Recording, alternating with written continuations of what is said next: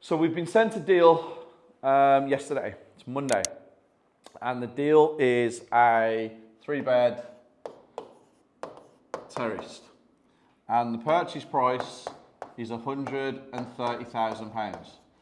So we are now breaking down the refurb, breaking down what needs to be done, going through it, and making a decision on whether it's a good deal or not. The refurb is coming in at £40,000. And then the end value was coming in at £215,000 to £225,000. With the stamp duty and with the legals, we're looking at all in £180,000, which means there's a potential profit of 25 grand to 30 grand. Some are going to say 45, but conservatively. Now, I have checked the comparables in the area, and all of the comparables are showing me 215 and 220, which is the key because 2 have sold for 220 in the last 6 months. But the refurb at 40k. What we need to do for that £40,000, front garden and back garden, central heating, rewire, carpentry, kitchen, bathroom, flooring, decorating. And then we've also got a few other bits and pieces. There's a possibility of doing the loft as well.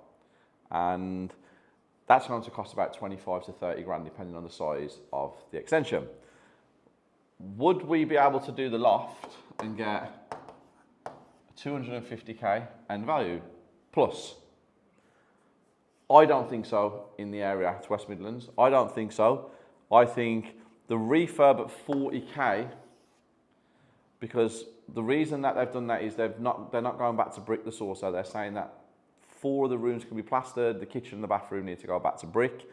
So they've saved a few quid there. Saved some money on the gardens, which I'm not sure about. They're trying to tell me that they can get it done for 32,000. I'm the one that's put that price on there. Now, even with that there, it still works. 100% it works. Good investment. 15%, great investment. But the problem with the saucer is they're adamant that it's £32,000 and it's not. The £8,000 that's there could cost the investor another 10 or 15 if they don't know what they're doing. And this is why my sourcing division is so scrutinised by me, Tom, and whoever else looks over the property like Tony or Isabella. We scrutinise it so much that we actually don't send out as many deals as other people possibly would, because we know what happens when it comes to the end. We see it all the time. So we've just broken this one down this morning and we're happy to send it out with a 215 end value, which means, like I said, £25,000 is what I'm telling people they will make on a £180,000 investment. That's where it'll be. Might make some more. They won't make less, but, well, obviously, depending on what happens in the with the economy in the next 6 months, it could completely go to kaput, and it can, 1%. But the bad 1%. But 99%, we're pretty there. I can't give anything 100% guarantees. It's not the world. There's no 100% guarantees in life, but we've broken it down. We're happy to move forwards with it. It'll be packaged up today. This guy will be sending it out, and once it's gone out, I expect that to be sold in 60 minutes. Watch this space. Driving solo, I'm just swerving through my ends. When I'm sober, I just don't like who I am. Pull me up before and I feel like myself again. Blow me up some dope and I feel like myself again. Being done. We're back at what they call my office. We had the meeting. 2 guys from Scotland, and then Glasgow. where they live in Manchester. No, Deansgate, isn't it? They've moved to Manchester now. Moved to Manchester. Very, very, very well presented lads. Spoke clearly. They have a good business plan, good business model, and we've helped them. I've just had a very interesting meeting with a blast from the past, haven't I, Phil? Yeah, yes. A positive one, very positive one. I think what's going on, I talked about it in the last vlog, and I'm going to talk about it a lot over the next couple of weeks. When you have a platform on social media and you're doing really, really well, and business has ups and downs, and things don't always go according to plan, well, the 99 things that you do that are awesome never get spoke about, and the one thing that goes wrong, or is going wrong, or doesn't actually go according to plan, gets spoken about. And then people get very brave, you know, when it comes to social media. There's a lot of brave people that can hide behind a keyboard, screen.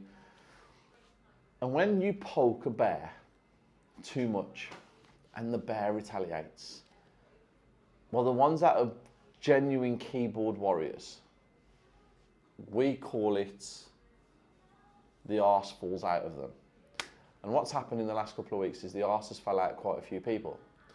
And some people aren't going to really like that terminology, and some people will be like, Steve, are you speaking very cryptic? Well, I am speaking very cryptic because we don't like to say people's names, and I don't like to attack people on social media. And I will never do it, ever. No matter what happens, no names, don't do things like that. But the people who have poked the bear, which is me, now I'm retaliating in the correct manner, their arseholes have fell out from them. And I'm about to tell you guys why we've had a very tough year. And it's going to come out more and more and more, like I said, over the next couple of weeks. You're going to see me give you little snippets of what exactly has happened and how I have dealt with it. You have to bide your time. Not everything that happens needs a reaction. You just have to sit, let it go, let everybody else have their say, and as long as you keep doing what you're doing, your intentions are good, and you work hard, you always come out on top. So we're coming towards the end of the year. And now I'm coming out on top, and I'm bringing my side of certain things out to people. And it feels really fucking good. It feels really good. As you can tell, I'm smiling. Now, we're not over everything that happened this year yet. We've still got, you know, a bit of a way to go. Might go into the early few months of next year. But cream always rises to the top, like I told you. And I have good people around me. I have great people back at the office. And I have the correct people around me at the moment. We do still have one person that I'm not sure about in the team. Don't know whether they have what it takes to stay at this exceptional level. Give them a really good speech. Had a conversation with him on the phone about 20 minutes ago. I hope they prove me wrong. I hope they prove me wrong, because right now I have the foundations and the fundamentals to take the property circle and my development company to whatever limit I want it to go to, whatever level I want it to go to, which is the moon. We've got another one. Do I do the diddy shake? Is that what it is? Is that the diddy shake? Deal sourced, great deal sourced by this guy. It's done and dusted. We got it across the line. He got a deal from an estate agent. He packaged it early this morning. He sent it out. The investor has just called and said, I want the deal. And then he continued and proceeded to do the diddy shake. Didn't you? Yeah, not quite like that, mate. Not quite like that. Do we call it? What was you doing then? Do we call it the diddy shake or the money shake? Which one? We call it the money shake for We that. call it the money shake. He was calling it the diddy shake. He wanted some of that baby oil. That's what he wanted. Like that. He wanted some baby. He said to me, Steve, why are you doing the diddy shake? Where's the baby oil? Milton Keynes, I am back. I'm going to be teaching you about HMOs, flips, BRRs, deal sourcing, auctions, project management, ground up developments, social media, raising finance, and so much more, all for just £11. So come down to my next Accelerator event, understand why the 1% are all in property, and by the time you leave, you will know which way you need to go. So we are doing a couple of viewings today in Tamworth. Now, we have just drove past one of the properties that we recently sourced with one of our members, Chantel, who's doing amazing. The property in question was secured for £150,000 and with an end GDV at 300,000. The refurb what we've done for this and how we got it to them numbers is obviously what we're looking to do is turn this from a 3 to a 4 bed by turning the loft into a new room, putting an extra bathroom in, turn it into a 4-bed, 2-bath, and that's getting us, oh, I can hold fire on that one.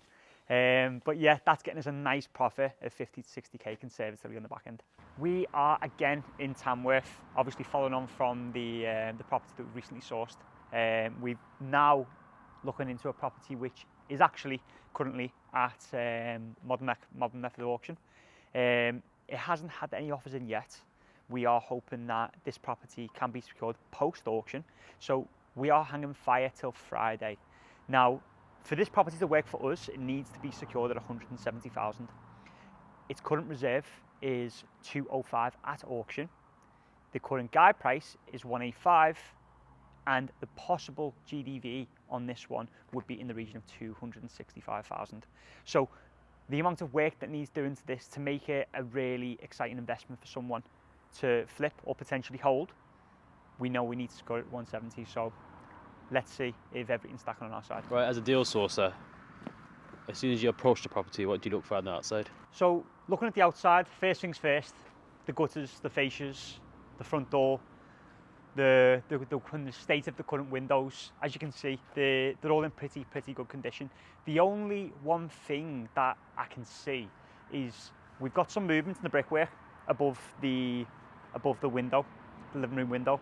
Now, with that, I need to make sure and maybe do a little bit more diligence into regards to the lintel that'll be supporting that window frame, because that could be a bit of a structural problem. So checking out now, we'll be making sure what's looking in the back, what the back looks like, and see if there's a bit of a common theme with the movement of the brick. Also, there's no access to the back garden for a detached house. Is a little bit strange. So yeah. Which class is attached in? That's a question for you guys. Would you class it as a detached house? Yeah, so thoughts, it probably needs to be secured at 170. The work that needs to be done, that's kind of where we're at. There's a few things that I wanted to check. Obviously, I can see there's a bit of movement on the brick on the outside of the house. So potential looking in to see the state of the lintel. The one thing about this one is obviously the size of the rear garden. You're not really going to have that much space to do any extensions out to the back. I think the works that we've had done, the GDV we're looking at is about the 265 mark.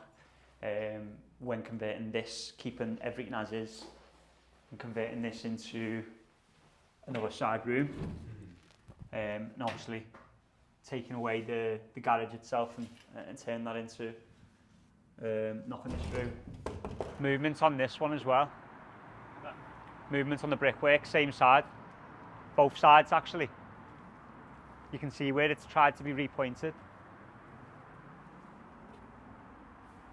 Just up here.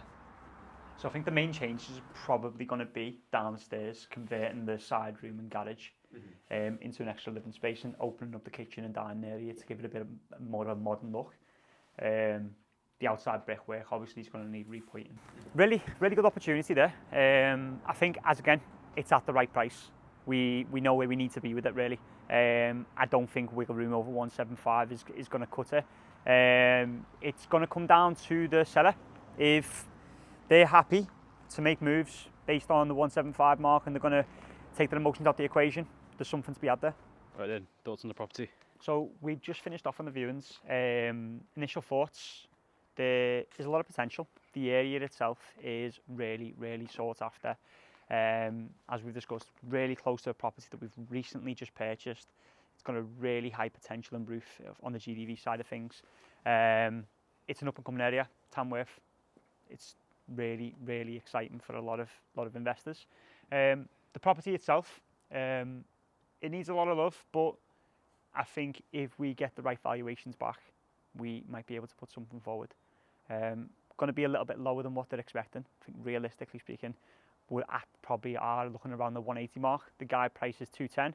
Let's see how keen they are to sell. It's honestly been amazing so far. You know, the training that I've received from Steve and Tom and the rest of the team, they're always on board, they always answer all of my questions, they always give me really good feedback, and because of that I managed to source one of my first deals within a couple of months of joining. So I would definitely recommend anyone to join the Property Circle and be a part. So it is now 3:30 and Phil is going to get this vlog out for you guys to watch at 6 o'clock today. I am in Tamworth at the moment. I went on a viewing separately to the team. Great property, direct to vendor. They contacted me through our website, and might be a deal, might not be a deal. I explained to them what the figure is. They wanted a little bit more. They said they'll give me a call tonight. I also have a meeting with one of my mentor students right now. He's on his way here. I also have a meeting tonight for dinner with a really good friend of mine. And it's been, I was supposed to be in London today. I was supposed to take my Isabella to London to pick up some bits and pieces for the Christmas trees. Work got in the way, and unfortunately we never went. But hey ho, that's life. We keep moving, keep climbing, keep going, and I will catch up with you guys Thursday. I think it is, isn't it, Phil? Catch up with you Thursday.